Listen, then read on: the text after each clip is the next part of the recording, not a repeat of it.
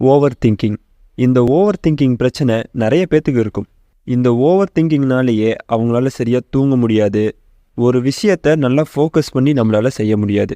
அப்போது இந்த ஓவர் திங்கிங்கை எப்படி நம்ம குறைக்கிறது, அதை பற்றி தான் இந்த காணொலியில் நம்ம பார்க்க போகிறோம். இது உங்கள் சர்வே மைண்ட் சேனல்.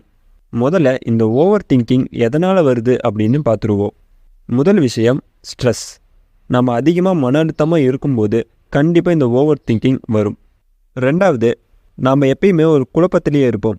அதாவது நம்ம ஒரு விஷயம் செஞ்சுருக்கோம் அப்படின்னா அது சரியாக வருமா இல்லை தவறாக வருமா, நம்ம கரெக்டாக தான் செஞ்சுருக்கோமா அப்படின்னு நம்ம யோசிச்சுக்கிட்டே இருப்போம்.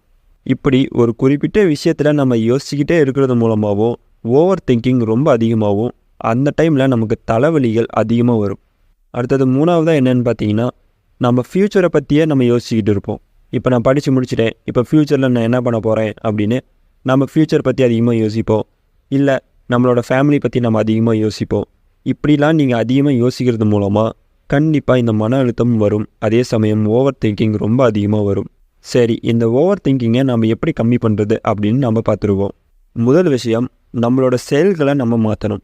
அதாவது இப்போ நீங்கள் ஒரு விஷயத்தை பற்றியே ஓவர் திங்கிங் பண்ணிகிட்டு இருக்கீங்க அப்படின்னா உடனே நீங்கள் என்ன செய்யணும்னா அந்த டைமில் உங்களுக்கு பிடிச்ச வேலைகளை நீங்கள் செய்யுங்க.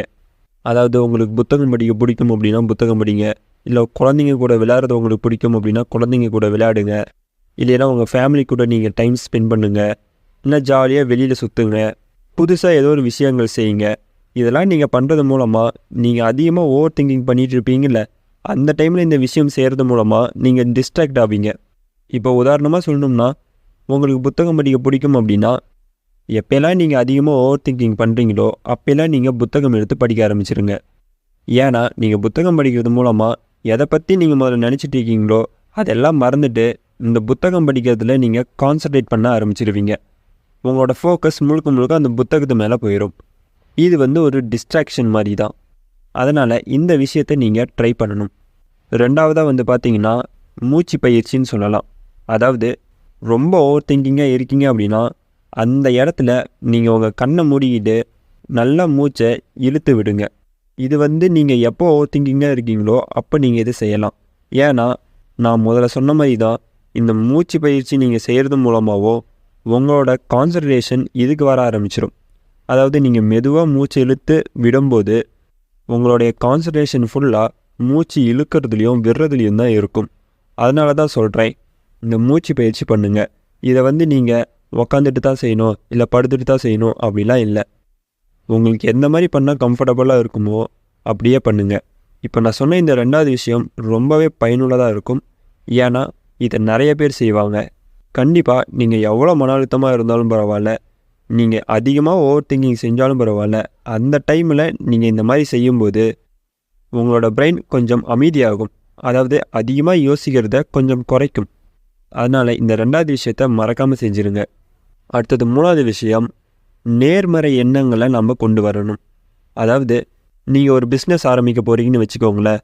ஆரம்பிக்கிறதுக்கு முன்னாடியே ஐயோ நம்ம தோற்றுருவோமா, நாம் பண்ணுற இந்த பிஸ்னஸ் சரியாக வராதா அப்படின்னு ஒரு விஷயத்தில் இறங்குறதுக்கு முன்னாடியே இந்த மாதிரி நெகட்டிவான சில விஷயங்களை நம்ம யோசிக்க ஆரம்பிப்போம்.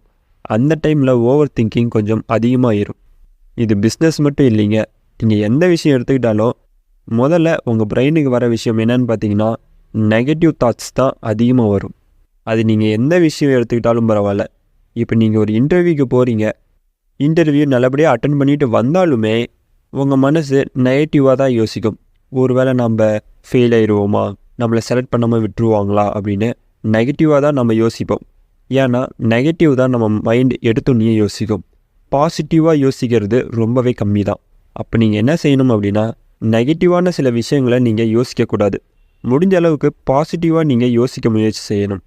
இப்போ உதாரணமாக சொல்லணும்னா, சரி நான் இந்த பிஸ்னஸ் செய்கிறேன், ஒருவேளை இதில் நான் தோல்வி அடைஞ்சிட்டா கூட அதுலேருந்து ஒரு சில விஷயங்களை நான் கற்றுக்கத்தான் போகிறேன் அப்படின்னு நீங்கள் நேர்மறையாக யோசிக்கணும். அதாவது பாசிட்டிவாக நீங்கள் யோசிக்கணும்.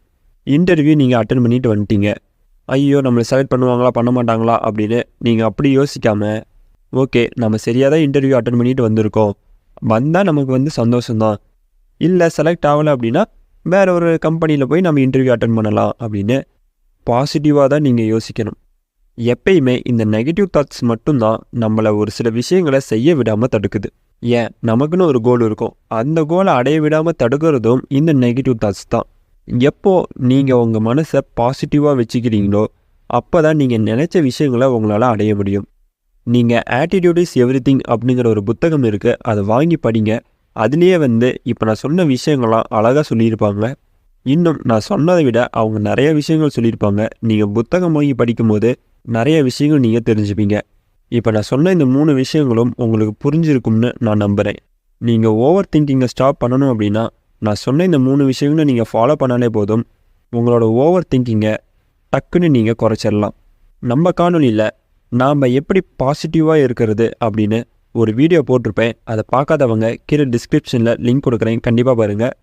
நம்ம சேனலில் செல்ஃப் டெவலப்மெண்ட் பற்றியும் சைக்காலஜி பற்றியும் நம்ம நிறைய பார்த்துட்டு வரோம். கண்டிப்பாக அது எல்லாமே உங்களுக்கு பயனுள்ளதாக இருக்கும். மறக்காமல் நம்ம சேனலை சப்ஸ்கிரைப் பண்ணிக்கோங்க, பெல் பட்டனையும் ஆன் பண்ணிக்கோங்க. அப்போ தான் நாங்கள் போடுற வீடியோஸ் உங்களுக்கு நோட்டிஃபிகேஷனாக வரும். மீண்டும் மற்றொரு காணொலியில் சந்திப்போம். இது உங்கள் சர்வே மெயின் சேனல். நன்றி, வணக்கம்.